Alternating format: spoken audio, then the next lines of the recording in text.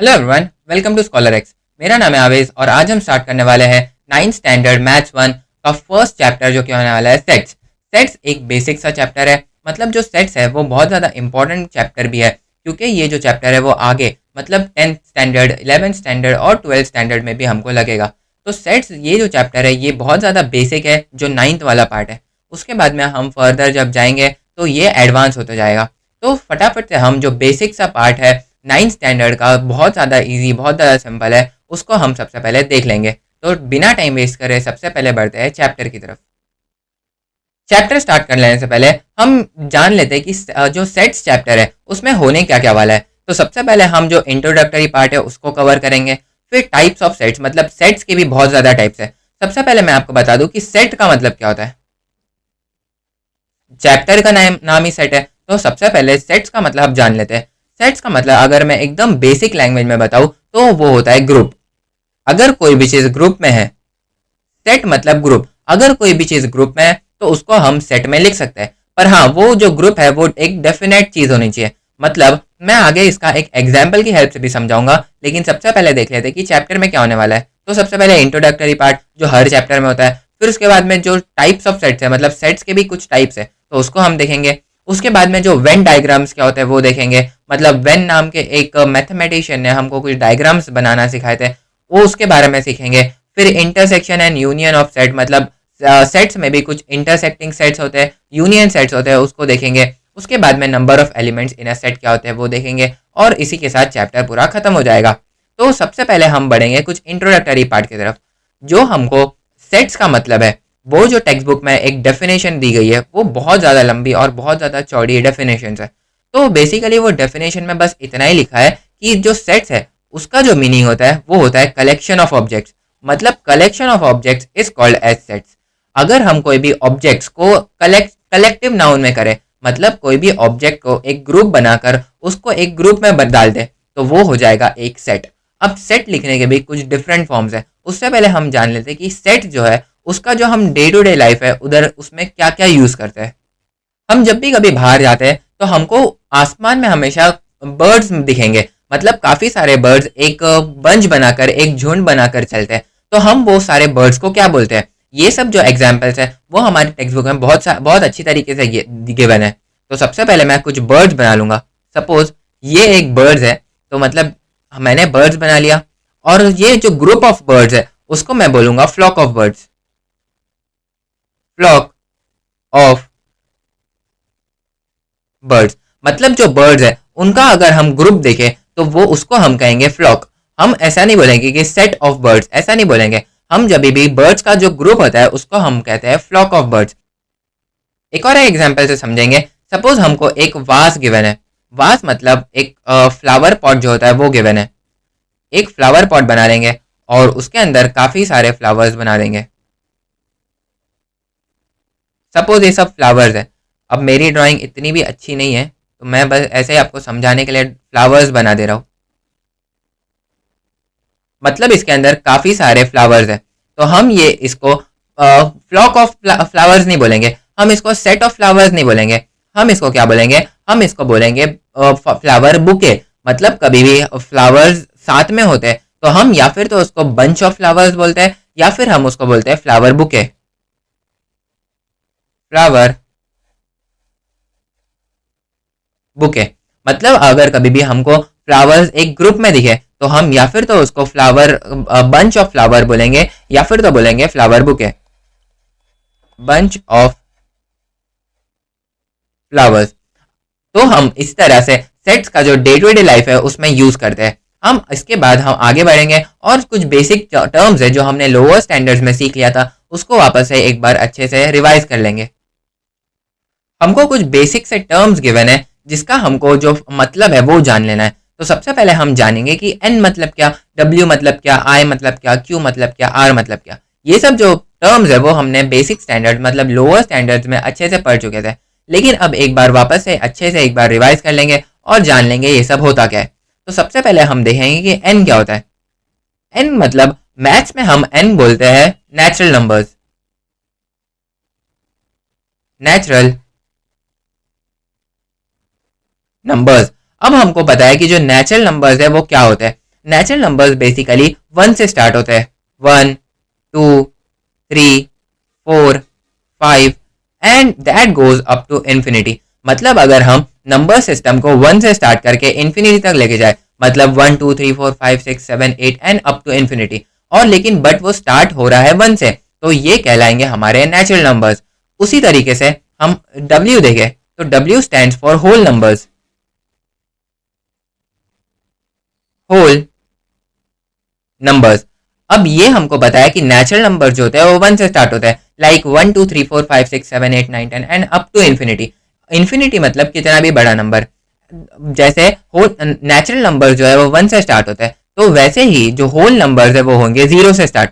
अगर हमने कोई भी नंबर सिस्टम को 0 1 2 3 4 5 एंड अप टू इन्फिनिटी लिखा, लेकिन वो स्टार्ट हो रहा है 0 से, तो वो हमारे कहलाएंगे होल नंबर्स। इसका मतलब दोनों में जो डिफरेंस है वो 0 का है। जो नेचुरल नंबर्स है उसमें हमको 0 नहीं देखने मिलता है, वही जो होल नंबर्स है उसमें हमको 0 देखने मिलता है। नेक्स्ट हम जानेंगे इंटीजर्स क्या होते हैं।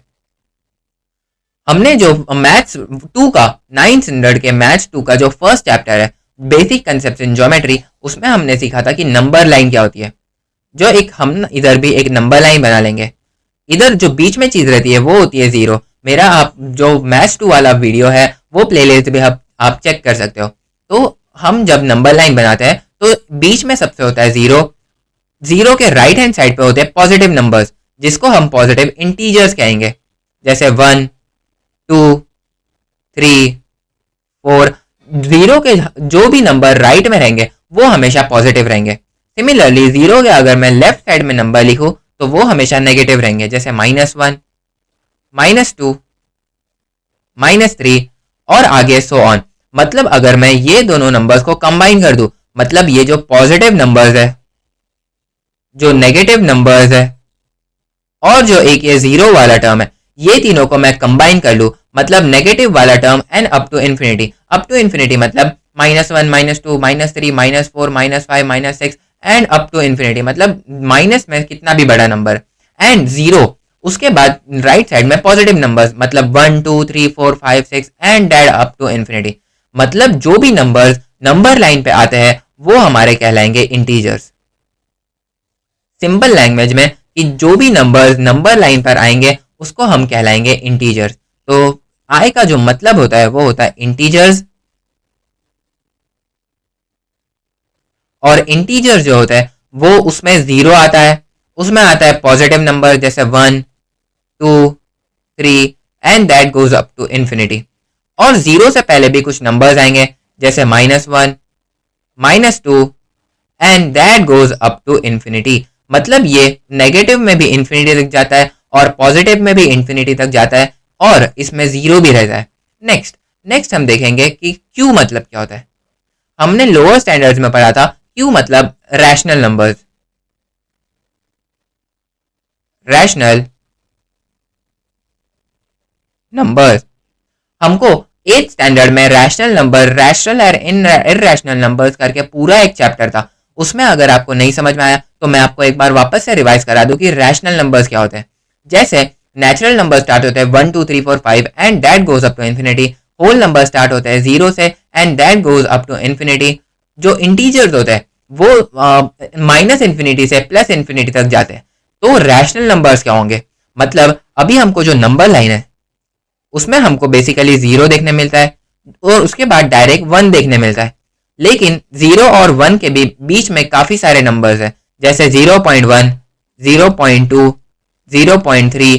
ये सब जो नंबर्स है उसको हम कहेंगे रैशनल नंबर्स। सपोज मैंने एक नंबर लिख दिया 4/3। इसको अगर हम सॉल्व करें तो ये हो जाएगा 3 1 जा और इसके बाद में 1 कैरी होगा, और लेकिन 3 जो है वो 1 से बड़ा है तो इधर लग जाएगा एक पॉइंट और इधर आ जाएगा 0। ये हमने जो बेसिक मैथमेटिक्स है, जैसे हम डिवाइड करते हैं, हमने सपोज एक नंबर को डिवाइड कर लिया, हमने डिवाइड करा 3 को 4 से, तो सबसे पहले हम डिवीजन का जो सिंबल है वो लिखते थे, फिर उसके बाद हम लिखते थे 3 1 जा 3 और फिर माइनस कर देते थे, फिर माइनस करने के बाद बचता था 1। अब जो 1 है वो 3 से छोटा है तो हम इधर एक पॉइंट लगाते थे और इधर 0 आगे लिख देते थे। अब 3 3 जा 9, तो ये इधर 3 लिख देंगे और इधर 9 लिख देंगे, तो फिर से बचेगा 1 और ये वापस से ऐसा चलता जाएगा जैसे 1.333333, तो 1 पॉइंट जो इसका जो आंसर आएगा लाइक 4/3 का जो आंसर आएगा वो आएगा 1.333333। हमने लोअर स्टैंडर्ड्स में ये भी पढ़ा था कि जब भी हमको ऐसा कुछ नंबर दिखे 1.33333 और ये जा रहा है अप टू इन्फिनिटी, तो हम सिंपली उसको बस 1.3 और 3 के ऊपर एक डॉट लिख देते थे। इसको हम अगर समझना होता था तो हम समझ जाते थे कि 1 पॉइंट ये 3 के ऊपर डॉट है तो इसका मतलब 1.333333 and that goes up to infinity. इसका मतलब जो भी नंबर्स नेचुरल नहीं है, जो भी नंबर्स होल नहीं है, जो भी नंबर इंटीजर्स नहीं है, वो सब रैशनल नंबर्स है। इसका मैं अगर आपको एग्जांपल दे दूं तो ये हो जाएगा 0.1, 0.2, 0.3, 0.4। रैशनल नंबर्स में हमको काफ़ी सारे वेराइटीज देखने मिलते हैं, जैसे 0.1, 0.2, 0.3, उसके आगे 0.11, 0.12, 0.13, ऐसे आप इनफाइनाइट नंबर्स बना सकते हो। रैशनल नंबर्स में एक और एक चीज़ आती है जैसे रूट वाला टर्म। हम अगर रूट 5 देखें तो इसका कोई परफेक्ट स्क्वायर रूट नहीं है, तो हम इसको भी एक रैशनल नंबर घोषित करते हैं। नेक्स्ट रूट 5, रूट 6, रूट 7, ये सब जो नंबर्स है वो भी एक रैशनल नंबर्स के लिस्ट में आएंगे। नेक्स्ट आई होप आपको ये जो चारों टर्म्स है natural numbers, whole numbers, integers और रैशनल नंबर्स, ये चारों चीज अच्छे से समझ में आई होगी। नेक्स्ट हम देखेंगे कि आर क्या होता है। आर का जो मतलब होता है वो होता है रियल नंबर्स। अब रियल नंबर्स मतलब क्या? आर मतलब होगा रियल नंबर्स, लेकिन रियल नंबर्स मतलब क्या? अब हमने देखा कि जो नेचुरल नंबर्स होते हैं वो 1 से स्टार्ट होते हैं और वो इन्फिनिटी तक जाते हैं। होल नंबर 0 से स्टार्ट होते हैं और इन्फिनिटी तक जाते हैं। इंटीजर्स माइनस से स्टार्ट होकर प्लस इन्फिनिटी तक जाएंगे। रैशनल नंबर्स मतलब जो नेचुरल नंबर, होल नंबर और इंटीजर्स नहीं है वो रैशनल नंबर्स है। अब रियल नंबर्स मतलब क्या? हम अगर रियल नंबर्स को देखें तो वो कॉम्बिनेशन होता है natural number, whole number, integers और रैशनल नंबर का। मतलब अगर हम नेचुरल नंबर देखें तो वो एक रियल नंबर होगा, हम अगर एक होल नंबर देखें तो वो एक रियल नंबर होगा, हम अगर इंटीजर्स देखें तो वो एक रियल नंबर होगा, हम एक रैशनल नंबर देखें तो वो भी एक रियल नंबर होगा। मतलब जो रियल नंबर है वो सबसे बड़ा होता है। मतलब जो रियल नंबर है उसके अंदर नेचुरल नंबर्स भी आ जाएंगे। जो रियल नंबर है उसके अंदर हमारे होल नंबर्स भी आ जाएंगे। जो हमारे रियल नंबर्स है उसके अंदर इंटीजर्स भी आ जाएंगे और साथ ही साथ रियल नंबर्स के अंदर रैशनल नंबर्स भी आ जाएंगे। मतलब जो रियल नंबर्स है वो सारे नंबर्स का यूनिवर्सल सेट है। हमने सेट्स चैप्टर आगे जब हम जाएंगे तो हम टाइप्स ऑफ सेट्स में पढ़ेंगे कि जो रियल नंबर है वो सेट कौन सा है। ये तो बस मैंने आपको ऐसे ही बता दिया था कि ये यूनिवर्सल सेट है। इसके ये आगे वाले लेक्चर्स में मैं आपको बताऊंगा कि ये यूनिवर्सल सेट क्यों है। आई होप आपको ये चीज समझ में आई होगी कि जो रियल नंबर है वो सबसे बड़ा होता है। मतलब उसी के अंदर natural numbers, whole numbers, integers और रैशनल नंबर्स समाये होते हैं। नेक्स्ट आगे बढ़ने से पहले मैं आपको एक चीज बताना चाहता हूँ। मतलब सेट हम है कि नहीं ये कैसे डिफाइन करेंगे? मतलब हमको कैसे पता चलेगा कि ये कोई चीज एक सेट है या नहीं? तो मतलब हम लिखेंगे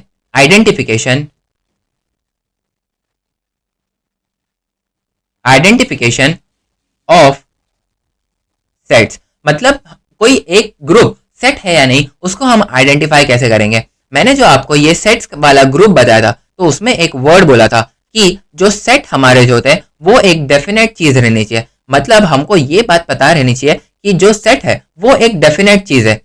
मैं आपको एक एग्जांपल की हेल्प से समझाता हूं। अगर हमने इधर एक वर्ड लिख लिया मंथ, तो आप ये नहीं बता सकते हो मुझे कि मैं किस मंथ की बात कर रहा हूं या फिर कितने मंथ्स की बात कर रहा हूं या फिर मैं क्या बोलना चाहता हूं, आप ये समझ नहीं पाओगे। लेकिन अगर मैं बोल दूं months in a year, months in an year, मतलब एक साल में कितने महीने रहते हैं, तो ये जो चीज हो जाएगी ये आपको पता है कि एक साल में कितने महीने रहते हैं। जनवरी, फरवरी, मार्च, अप्रैल, मई, जून, जुलाई, अगस्त, सितंबर, अक्टूबर, नवंबर एंड दिसंबर। ये मैंने आपको बता दिया। मैंने मंथ्स इन अ ईयर मतलब एक साल में क्या कितने मंथ्स रहते हैं, ये एक डेफिनेट चीज है। लेकिन मैंने आपको बता दिया कि मंथ्स तो मंथ आपको ये नहीं समझाएगा कि ये नहीं बताएगा कि मंथ मतलब क्या, मतलब मंथ एक भी हो सकता है, मंथ कितने भी हो सकते हैं, मतलब मैं जनवरी फरवरी 2 बार भी लिख सकता हूँ, लेकिन मंथ इन अ ईयर जब मैंने लिखा तो ये एक चीज डिफाइन कर रही है कि एक साल में कितने मंथ्स आ रहे हैं। तो अब हम जब हम सेट्स लिखेंगे तो ये सिर्फ मंथ वाला जो है वो सेट नहीं होगा, लेकिन जो मंथ्स इन अ ईयर है वो वाला जो सेट है उसको ये वाले इसको हम सेट बोल सकते हैं। नेक्स्ट एक और एग्जांपल से मैं आपको समझाऊंगा कि सेट और जो सेट नहीं है उसको हम कैसे आइडेंटिफाई करते हैं। ये हो जाएगा हमारा एग्जाम्पल नंबर 1। सेकेंड एग्जाम्पल से भी इसको एक अच्छी तरीके से समझ जाएंगे। अब मैंने आपको एक वर्ड दे दिया प्लैनेट, तो प्लैनेट मतलब प्लैनेट से हमको एक कुछ भी नहीं समझ में आ रहा है, एक आइडिया भी नहीं लग रहा कि प्लैनेट्स मतलब क्या। प्लैनेट्स तो मतलब अपने पूरे यूनिवर्स में हजारों लाखों करोड़ों प्लैनेट्स है, हमको ये बात पता भी नहीं है कि कितने प्लैनेट्स है। लेकिन अगर मैंने एक चीज डिफाइन कर दिया, मतलब planets in our solar system, मतलब जो हमारे सोलर सिस्टम में प्लैनेट्स है उसको मैंने एक चीज डिफाइन कर दिया, हमको ये बात पता है कि हमारे सोलर सिस्टम में कितने प्लैनेट्स हैं। इसका जो शॉर्ट फॉर्म होता है वो होता है MVEM जेसन, MVEM JSUN।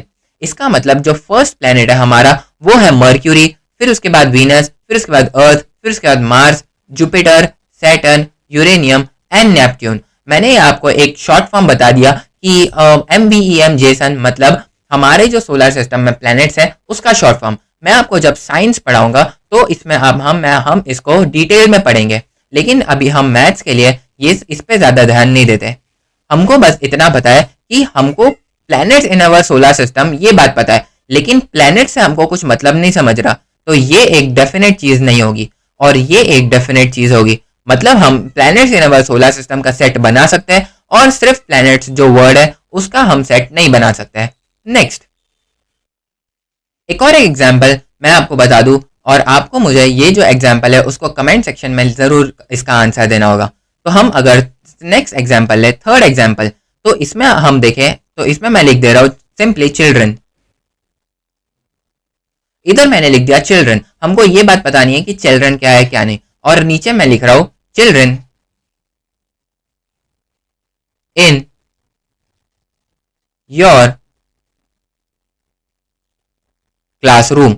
मतलब मैंने एक चिल्ड्रन लिख दिया और चिल्ड्रन इन योर क्लासरूम लिख दिया। अब आपको ये चीज बतानी है कि चिल्ड्रन सेट होगा या फिर children in your classroom set होगा। अब आपको ये चीज बहुत इजीली समझ में आई होगी, तो कमेंट सेक्शन में मुझे ये चीज बता देना। नेक्स्ट टॉपिक पे जाए, मतलब ये भी एक इंट्रोडक्टरी टॉपिक है, उस पे जाए तो हम इधर जानेंगे मेथड्स ऑफ राइटिंग सेट्स। मतलब जो सेट्स है उसके कुछ मेथड्स है उसको लिखने के, उसको रिप्रेजेंट करने के, तो हम जल्दी से जल्दी जो मेथड्स है उसको हम जान लेंगे। जो हमारा पहला मेथड है वो है लिस्टिंग मेथड या फिर रोस्टर मेथड। इसके दो नाम है, मतलब अगर हम लिस्टिंग मेथड बोले तो आपको फटाफट से समझ जाना है कि ये रोस्टर मेथड की बात कर रहा है। और सेकेंड जो मेथड है वो है रूल मेथड, और इसको ही हम सेट बिल्डर फॉर्म बोलते हैं। मतलब जो लिस्टिंग मेथड और रोस्टर मेथड है ये दोनों सेम है, और रूल मेथड और सेट बिल्डर फॉर्म ये दोनों सेम टू सेम चीज है। मतलब अगर मैं एक चीज बोलूंगा तो दूसरी चीज भी एकदम सेम डिट्टो चीज रहेगी। तो सबसे पहले हम लिस्टिंग मेथड क्या होता है वो जान लेंगे। हम इसको एक एग्जाम्पल की हेल्प से ही समझेंगे ताकि हमको एक एग्जाम्पल भी समझ जाए और हमको लिस्टिंग मेथड रूल मेथड ये सब क्या होता है वो भी समझ जाए। तो हम सबसे पहले एक एग्जाम्पल ले लेंगे और सेट बनाएंगे नेचुरल नंबर्स का। नेचुरल नंबर्स का हम एक सेट बना लेंगे। सबसे पहले हम सेट लिस्टिंग मेथड करने के लिए हमको एक ना एक कोई अल्फाबेट की वैल्यू हमको वो सेट में डेजिग्नेट करना पड़ेगा, हमको वो मतलब सेट डिफाइन करना पड़ेगा। तो हम सबसे पहले लिख देंगे एक अल्फाबेट जो कि होगा सेट ऑफ नेचुरल नंबर्स। हम इधर लिख देंगे let A be the set of natural numbers. मतलब जो अल्फाबेट ए है उसको हमने जो नेचुरल नंबर्स है उसमें असाइन कर दिया, मतलब उसमें डेजिग्नेट कर दिया। मतलब हम जब भी इधर कभी भी ए लिखे तो इसका मतलब हमको समझ जाना है कि ए जो है वो सेट है नेचुरल नंबर्स का। तो हम इधर लिखेंगे ए इज इक्वल्स टू। अब जो लिस्टिंग मेथड है उसका लिखने का जो मेथड है वो बहुत ज्यादा इंपॉर्टेंट है। मतलब जो लिस्टिंग मेथड है उसका हमको आगे भी यूज होगा। आगे मतलब हमको 9th स्टैंडर्ड में तो इधर यूज है ही, 10th standard, 11th standard, 12th standard में हम ज़्यादातर लिस्टिंग मेथड का हेल्प लेते हैं, ना कि रूल मेथड का। तो हम जो लिस्टिंग मेथड है उसको कैसे लिखते हैं वो जान लेंगे। हमने सबसे पहले ए को डेजिग्नेट कर दिया सेट ऑफ नेचुरल नंबर्स में।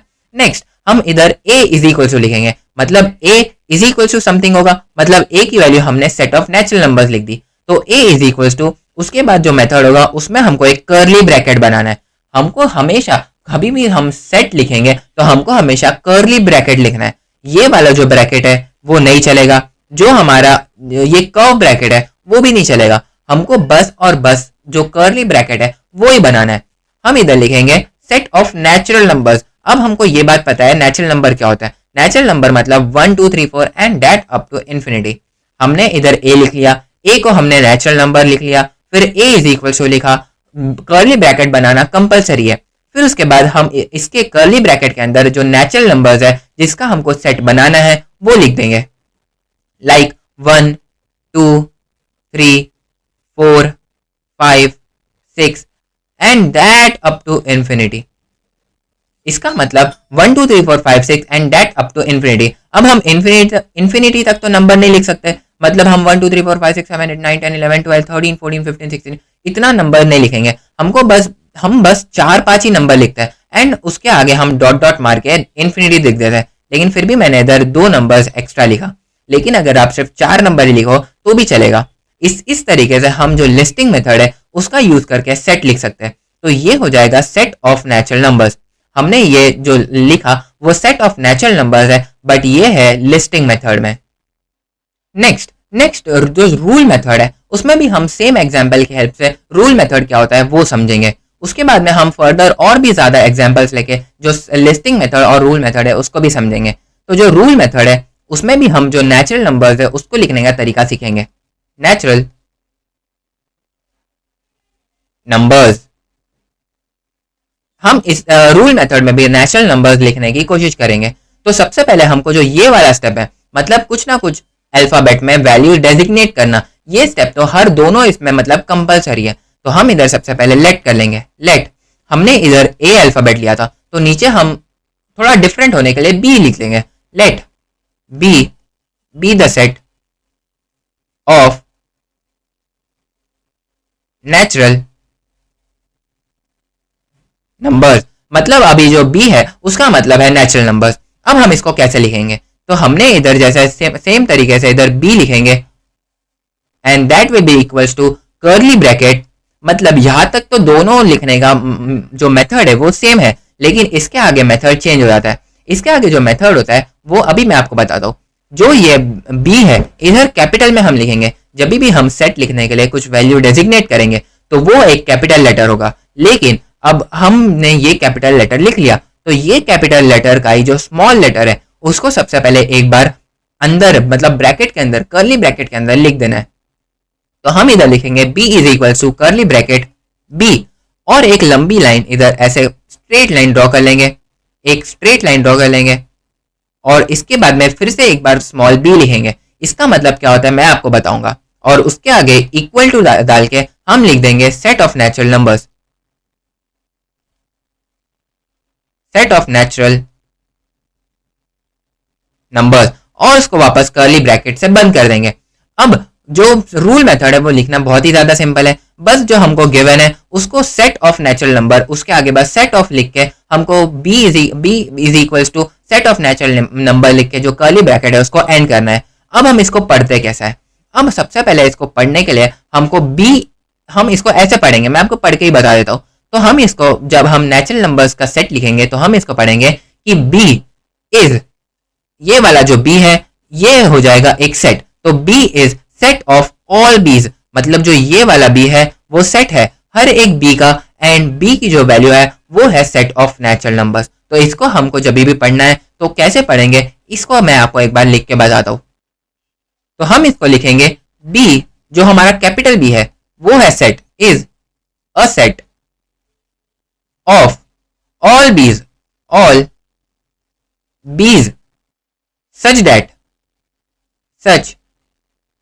such that b is a natural number, such that b जो है वो एक नेचुरल नंबर है, is a नेचुरल नंबर। मतलब जो b है वो एक नेचुरल नंबर है। मतलब b is a set of all b such that b is a set of natural number. मतलब हमने जो ये वाली साइन देखी थी, ये जो साइन देखी थी, ये हो जाएगी, इसको ये वाली जो साइन है उसको हम बोलेंगे सच दैट। ये वाली जो साइन है एक दूसरे कलर से लिख देता हूँ ताकि कुछ ज़्यादा मतलब डिफिकल्ट ना हो पढ़ने के लिए।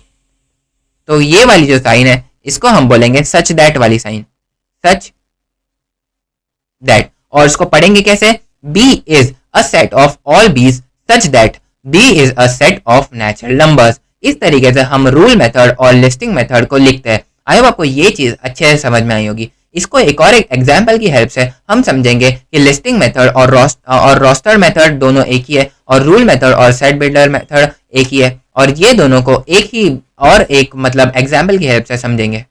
ये जो क्वेश्चन है वो हमको एक हमारे जो टेक्स्ट बुक है उसमें गिवन है, और क्वेश्चन क्या है, हमको लिखना है सेट किसका? Multiple of 5 less than 30। मतलब हमको जो मल्टीपल ऑफ 5 लेस देन 30 है उसका सेट लिखना है। हमको ये बात पता है कि मल्टीपल्स क्या होता है। मल्टीपल्स मतलब 5 into 1 is equals to 5, 5 into 2 is equals to 10। हमको 5 का मल्टीपल चाहिए ना, तो 5 का टेबल लिख लेंगे। 5 into 3 is equals to 15 is equals to 15, 5 into 4 is equals to 30। तो ये जो सब चीज़ें है जो एकदम एक्सट्रीम राइट पे आ रही है इसको हम कहेंगे मल्टीपल्स। मल्टीपल्स तो हमको बस मल्टीपल्स लिखना है जो कि है लेस देन 30। जो हमको 5 4 मैंने 30 लिख दिया, 5 4 20। तो ये जो राइट चीज राइट में आती है वो है मल्टीपल्स। अब हमको मल्टीपल्स ऑफ 5 चाहिए जो कि लेस हो 30 से, तो हम इसको सबसे पहले लिस्टिंग मेथड से लिख लेंगे। Listing method. अब जो हमारा लिस्टिंग मेथड है वो ही हमारा रोस्टर मेथड है। रोस्टर मेथड मतलब लिस्टिंग मेथड और रोस्टर मेथड दोनों एक ही है। तो सबसे पहले हम लिस्टिंग मेथड से लिखे, तो मैंने आपको बताया था कि हमको कुछ ना कुछ वैल्यू उसमें डेजिग्नेट करनी पड़ेगी। तो हम सबसे पहले लिख देंगे let A be the set of multiple of 5 multiple of 5 less than 30। मतलब जो सेट ए है हमारा वो है set multiple of 5 less than 30 वाला। तो हम इधर सबसे पहले सेट लिख लेंगे, मतलब ए लिख देंगे। ए इज इक्वल्स टू, मैंने आपको बताया था ए लिखने के बाद इज इक्वल्स टू के बाद कर्ली ब्रैकेट्स लगाना मैंडेटरी मतलब कंपलसरी है। तो ए इज इक्वल्स टू हमको चाहिए मल्टीपल ऑफ 5, और मल्टीपल ऑफ 5 मैंने आपको लिख के बताया था वो होते हैं 5 10 15, और हमको चाहिए ऐसे 30 के कम, मतलब 15 20 25 और 30। हमको 30 नहीं चाहिए, हमको चाहिए लेस देन 30। तो हम 30 जो नंबर है वो नहीं लिख सकते, तो ये सिर्फ 25 तक ही सीमित रहेगा। तो ये हो जाएगा a is equals to 5 10 15 20 and 25। इसको हमने एक बार जो लिस्टिंग मेथड है उसमें अच्छे से लिख दिया। नेक्स्ट हम यही चीज को मतलब जो मल्टीपल ऑफ 5 लेस देन 30 है उसको ही हम एक बार जो रूल मेथड है उससे भी लिख लेंगे। रूल मेथड, और रूल मेथड को हम बोलते हैं set builder method.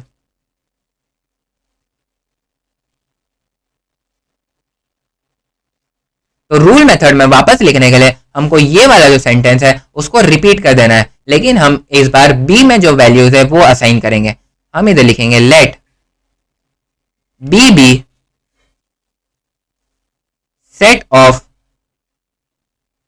Multiple of 5 multiple of 5 जो कि है लेस देन 30। तो इसको हम जब लिखेंगे तो इसको हम सबसे पहले b लिखेंगे, and b is equals to curly bracket. मैंने आपको बताया था b is equals to curly bracket, फिर b small b such that, ये जो सिंबल है जो स्ट्रेट लाइन का सिंबल है उसको हम कहेंगे such that. b such that b is equals to set of multiple of 5, या फिर directly b is equals to हम लिख देंगे multiple of 5 multiple of 5 less than 30, less than 30, और इसको हम कर्ली ब्रैकेट से क्लोज कर देंगे। अगर ये आपको ये चीज़ अच्छे से नहीं दिख रही है, मतलब ये जो 30 है उसमें कन्फ्यूजन हो रहा है, वो नीचे लिख दिया मैंने, तो मैं आपको एक दूसरे पेपर पे भी, मतलब दूसरे पेज पर भी लिख के बता दूंगा कि हमारा जो बी है that is curly bracket b such that b is equals to multiple of 5 less than 30। इसका मतलब जो हमारा सेट बी है, इसको हम कैसे पढ़ेंगे? सबसे पहले मैंने आपको बताया था कि पढ़ने का तरीका बहुत सिंपल है। हम इधर पढ़ेंगे बी। बी जो है that is the set of, मैं लिख के बता देता हूं, B is a set of all b's such that मैंने आपको बताया था ये वाला जो सिंबल है उसका मतलब होता है such that b is multiple of 5 less than 30। इस तरह से हम इसको रूल मेथड को या फिर सेट बिल्डर फॉर्म को अच्छी तरह से लिख लेते हैं। नेक्स्ट हमने अच्छी तरीके से जो बेसिक कंसेप्ट था, बेसिक थ्योरीज थी जो प्रैक्टिस सेट 1.1 के लिए लगने वाली थी, उसको हमने कवर कर लिया। अब फटाफट से हम जाते हैं प्रैक्टिस सेट 1.1 की तरफ। अब हम करने जा रहे हैं प्रैक्टिस सेट 1.1 का फर्स्ट क्वेश्चन। उसका फर्स्ट क्वेश्चन पढ़ेंगे, write the following sets in roster form. मैंने आपको बताया था कि रोस्टर फॉर्म जब भी हमको सुनाई दिया तो इसका ही मतलब होता है लिस्टिंग मेथड। तो हमको ये जो सारे नंबर्स है वो लिस्टिंग मेथड में लिखना है। लिस्टिंग मेथड मतलब हमको इस फॉर्म में लिखना है। इस फॉर्म में मतलब हमको बार बार कॉमा डाल के लिखना है, ना कि सिर्फ एक सेंटेंस में डाल के लिखना है। तो हमको इसमें थोड़ा दिमाग लेना पड़ेगा, क्योंकि जो रूल मेथड है वो लिखना काफी ज्यादा सिंपल होता है as compare to listing method. तो हम सबसे पहले इधर सेट फर्स्ट वाला जो क्वेश्चन है set of even natural numbers उसको लिख लेंगे। उससे पहले हमको कुछ वैल्यूज इसमें डेजिग्नेट करना पड़ेगा। तो हम लिख देंगे इधर let A be set of even natural numbers.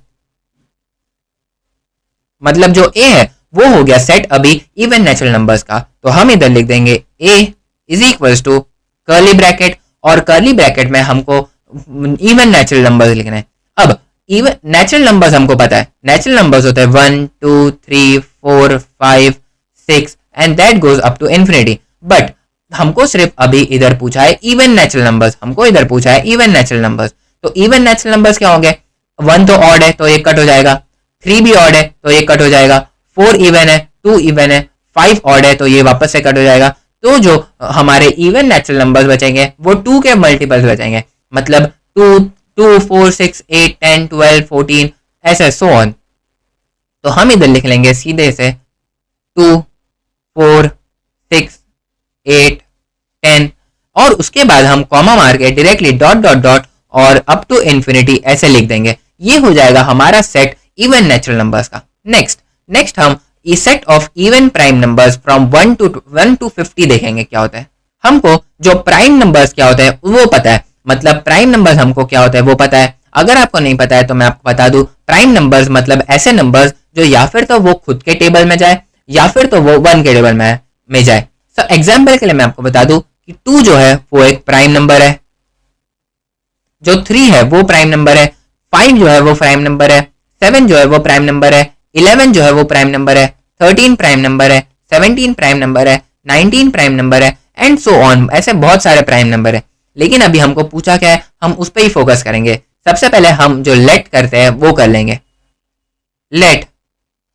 अब हम इसको बी लिखेंगे, B set of even prime numbers from 1 to 50। मतलब जो बी है वो सेट है इवन प्राइम नंबर्स का फ्रॉम 1 टू 50।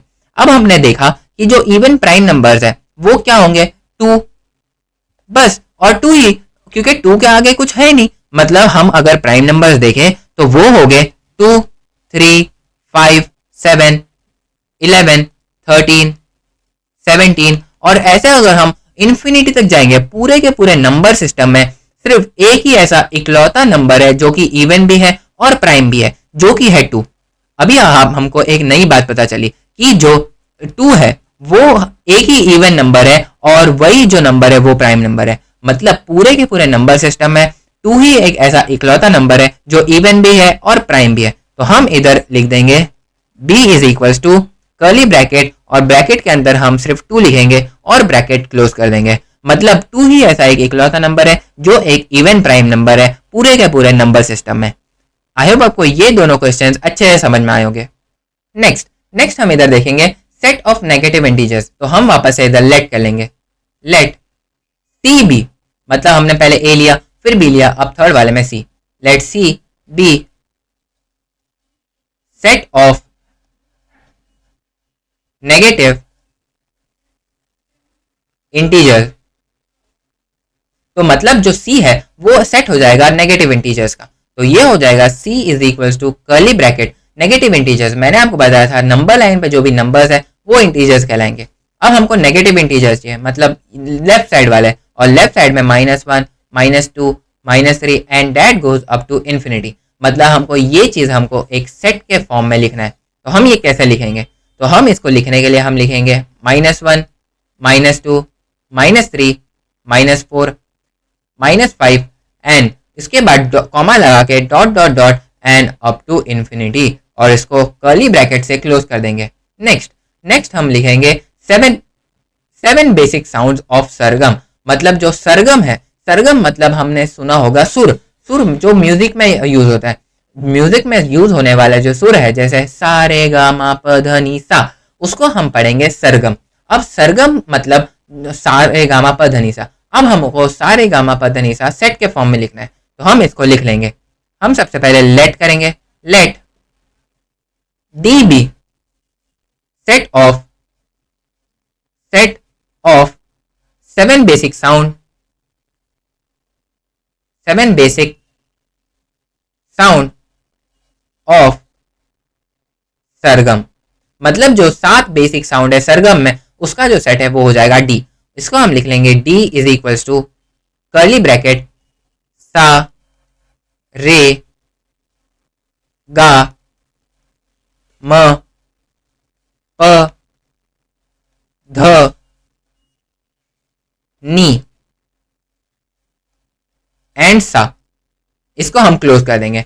लेकिन अब हम इसमें एक चीज नोटिस करेंगे, जो हमारा कोई भी सेट होगा उसमें हम कोई भी चीज रिपीट नहीं कर सकते हैं। एग्जाम्पल के लिए मैं आपको बता दूं, हम एक सेट ले लिया जो कि है सपोज ये एक सेट है, इसका मैंने दे दिया 1 2 3 और फिर से लिख लिया 1 4 5 6। तो यहाँ पर हमको जो दिख रहा है कि हमारा जो 1 है वो 2 बार रिपीट हुआ, ये और ये यहाँ पर 2 बार रिपीट हुआ, तो ये सेट वैलिड नहीं होगा, ये सेट हो जाएगा इनवैलिड। मतलब हमको पूरे सेट के अंदर एक ही ऐसी चीज लिखनी है जो कि सेम हो। अब हम इधर पढ़े तो ये है सा रे गा मा प ध नी सा, मतलब जो सा वाला टर्म है वो 2 बार आ रहा है, तो हम एक जो सा है उसको कैंसिल कर देंगे और सिर्फ नी तक ही हम जो 7 बेसिक साउंड है उसको लिखेंगे, क्योंकि हम सेट के अंदर 2 सेम चीजें नहीं लिखते। तो हम इधर लिखेंगे डी इज इक्वल्स टू सा रे गा मा प ध नी, क्योंकि सा 2 बार रिपीट नहीं हो सकता।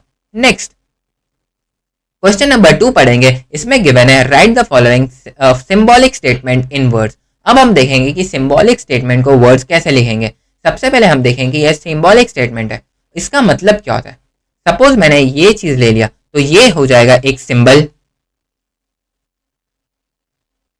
मतलब हमको ये वाला जो टर्म है इसमें हमको सिंबल की हेल्प लग रही है, तो हम इसको बोलेंगे एक सिंबॉलिक स्टेटमेंट। अब ये सिंबॉलिक जो स्टेटमेंट है इसको हम वर्ड्स के फॉर्म में कैसे लिखेंगे, इसको मैं आपको बता दूं कि ये वाला जो टर्म है इसको हम लिखते हैं इज एन एलिमेंट ऑफ। मतलब ये वाला जो सिंबल है इसको हम लिखते हैं इज एन एलिमेंट ऑफ। मतलब जो इज एन एलिमेंट ऑफ वाला सिंबल है इसको हम ये वाला सिंबल लिखते हैं, मतलब एक सी बनाएंगे और उसको बीच से कट कर देंगे, ये हो जाएगा एक इज एन एलिमेंट ऑफ वाला सिंबल। इसको ही हम दूसरे एक चीज लिख लेते हैं, इसको मैं आपको एक दूसरे पेज पर करके बताता हूँ। जैसे हमने लिख लिया जो हमारा ये वाला टर्म है, ये वाला जो सिंबल है इसको हम 2 तरीके से लिख सकते हैं। फर्स्ट जो टर्म है वो है इज एन एलिमेंट ऑफ, मतलब इसको हम बोल सकते हैं इज एन एलिमेंट ऑफ। मतलब ये वाला जिधर भी हमको सिंबल लिख दिया तो हम इधर डायरेक्टली लिख लेंगे इज एन एलिमेंट ऑफ। या फिर इसका एक दूसरा वाला भी फॉर्म है, इसको हम ऑल्सो लिखते हैं इट ऑल्सो बिलोंग्स टू। मतलब ये वाला जो सिंबल है इसको हम दो तरीके से पढ़ते हैं, या फिर तो हम इसको पढ़ेंगे बिलोंग्स टू वाला सिंबल, या फिर तो इसको हम पढ़ेंगे इज एन एलिमेंट ऑफ वाला सिंबल।